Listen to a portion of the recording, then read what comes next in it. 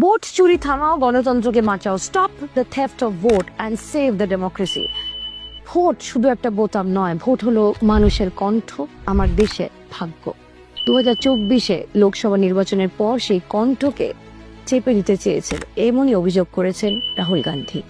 নির্বাচন কমিশন ও বিজেপি মিলে ভোট চুরি করছে, অথচ এতদিন হয়ে গেল কমিশনের নিরাপত্তা এখনো ভাঙেনি। এই চুপ থাকা কি কাকতালীয়, নাকি সত্যকে আড়াল করা? বিহারের ভোটের তালিকা থেকে মুছে গেছে লক্ষ লক্ষ নাম, সংখ্যা জানাতে নারাজ ইসি। বুথের সিসিটিভি ফুটেজ আগে 3 মাস থেকে 1 বছর অবধি থাকতো, এখন সেটা কমে হয়ে গেছে 45 দিন। কারচুপি ঢাকার প্রস্তুতি কি তাহলে শুরু হয়ে গেল? মেশিনে পড়া যায় এমন ভোটার তালিকা গোপন, যাচাইটা আটকানো হচ্ছে কেন? এটাই হলো আমার প্রশ্ন। এগুলো কি কোনো আলাদা আলাদা সিদ্ধান্ত, নাকি সুপরিকল্পিতভাবে ভোট ডাকাতির প্রমাণ মুছে ফেলার প্রথম ধাপ? বন্ধুরা, আপনাদের কথা বলতে চাই, গণতন্ত্রে স্বচ্ছতাটা লুকিয়ে রাখা যায় না, লুকিয়ে রাখা হয় অন্যায়।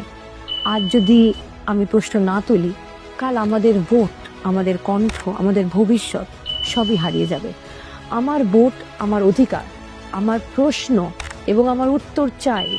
ভোট চুরি থামাও, আমার দেশের গণতন্ত্রকে বাঁচাও।